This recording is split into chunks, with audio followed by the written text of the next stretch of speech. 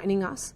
Gurcharan Das, I'm sure you would have seen several budgets before election, before the ballot. What makes this budget different from the rest?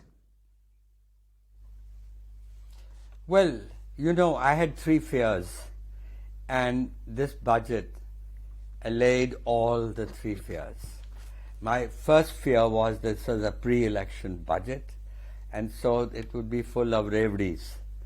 And I'm happy to say that it is not a populist budget. It is really continuing the trend of the last three budgets. This is the second fear that I had was that it would, given the volatility in the world, given the headwinds from the world, that we had to be prudent, fiscally prudent. And I had said that if she can keep the 6.4 deficit figure, fiscal deficit figure, we would be fine. But actually she's done better. She has targeted a fiscal deficit of 5.9%. And that's prudence. And finally, the fact is that it's a growth budget, and it follows the last two growth budgets in investment spending. I mean, a 30% increase in capital spending, up to 10 lakh crores. This, we forget that the best critics have said that, oh, but what about the poor? This is an anti-poor budget. But the only sustainable way out of poverty is jobs. Correct. And infrastructure spending. Capital spending by the state is the best way to achieve it, because it crowds in private investment, and it creates jobs.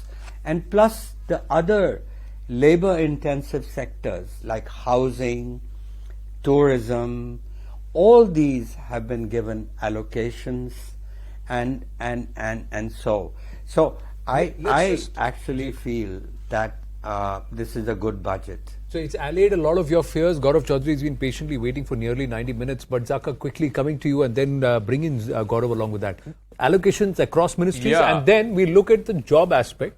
One of the things which everybody believes is government's job is not to create jobs, but to create an environment where the private sector will come in and create the jobs. That's what's supposed to. So does this budget do that, and does the roadmap over the last 8-9 years do that? Yeah, so I think one of the concerns, and this has been for a few years now, is private investment cycle, so-called animal spirits, are not kicking in enough. I think corporate India is in perhaps the best placed position today than perhaps in the last 3 or 4 years. Of course, 2 years of pandemic, not discounting there. But I think the question that I wanted to ask Gaurav is this, and we talk about this every budget, food and fertilizer subsidy. If you look at the allocation ministry-wise, the Ministry of Consumer Affairs and Public Distribution, which is essentially the PDS system, and chemicals and fertilizers, together account for something like 3.8 lakh crores.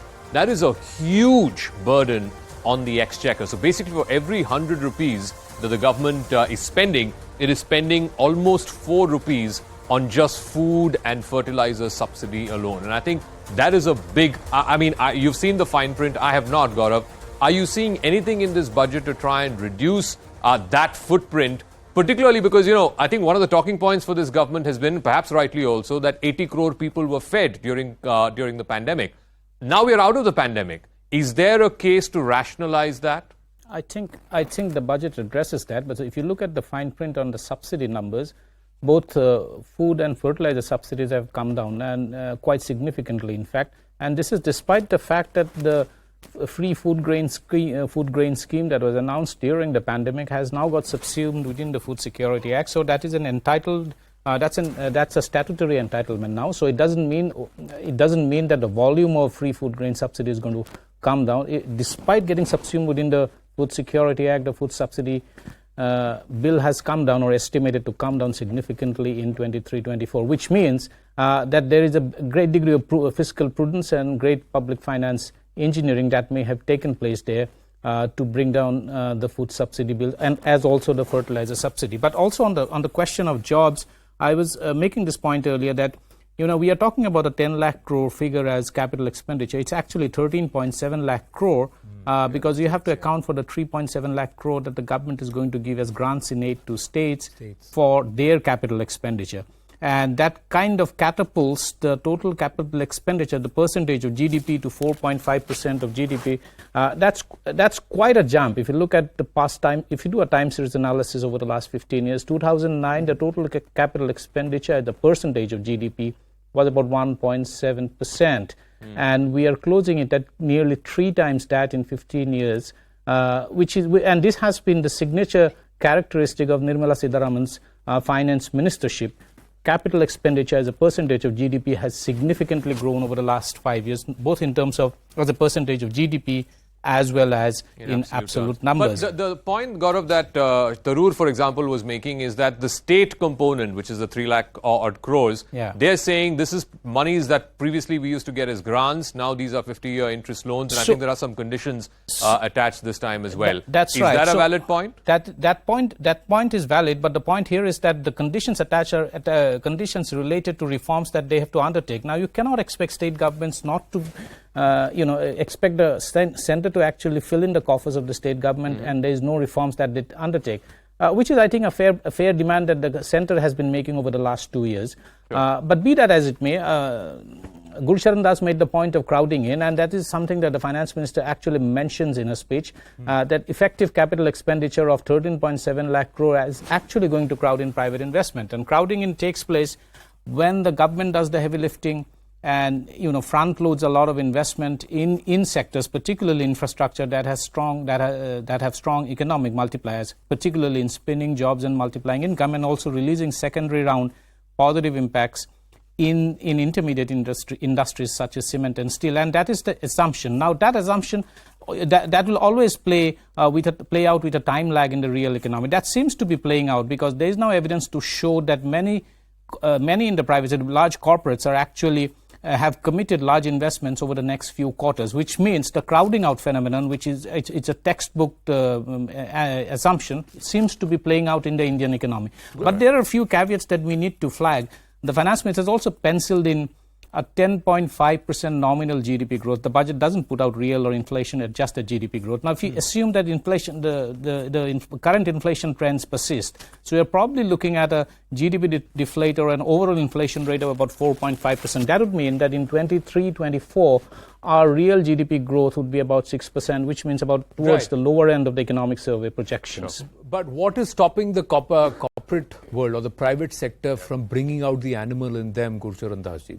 8 years of this story, despite the pandemic and 2 black swan events, we got steady growth rate amongst recessionary trends globally, yet the corporates seem a little edgy or iffy. Are they going to step out now after this budget? Step up? Well, I think this is a function of time. That is to say that, one of the reasons why a businessman is not investing is because he does not need extra capacity. And so we had weak demand even before COVID. And there was this issue. Another reason why they were not investing was the fact of the heavy NPAs. Right. And now that problem has been solved. That the banks, the twin balance sheet problem, that we've been dogged with that for a decade almost. Yeah. And I think that problem now is behind us.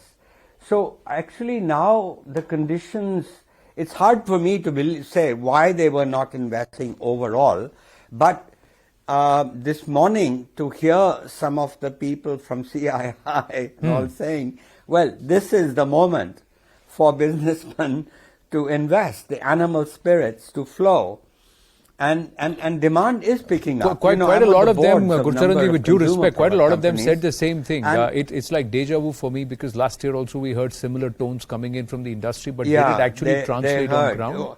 Did it actually translate, or is Gaurav Chaudhary till the time the government is able to push through with labour reforms and also push through with the agri reforms? These are the 2 blocks where they've not yet been able to push through. Gurcharanji and then Gaurav. Yeah, no, this is a very good point. Yeah, very quickly. This is a very good point you're making. The key difference, I think, now is that we are beginning to see demand normalizing. The last 2 years have been lost. Ji. You know, the COVID years.